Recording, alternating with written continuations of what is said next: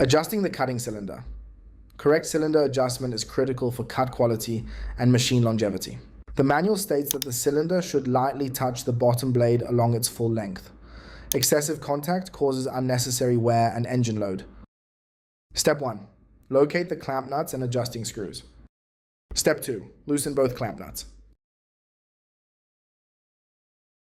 Step 3. Turn both adjustment screws clockwise. This moves the cutting cylinder closer to the bottom blade. Step 4. Rotate the cylinder by hand while adjusting. Continue until the cylinder just begins to make light contact with the bottom blade.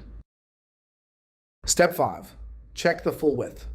You should hear a light, consistent brushing sound from one side to the other. Step 6.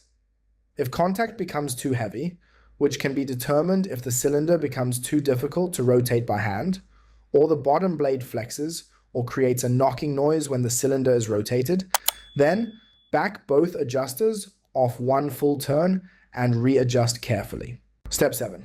Once correct, retighten both clamp nuts. It is crucial to check the cylinder once more after locking up the clamp nuts, as the cylinder can be pulled out of alignment during the tightening process. Once satisfied that the cylinder is still set correctly, be sure to also lock up the locking nuts on the adjusting screws.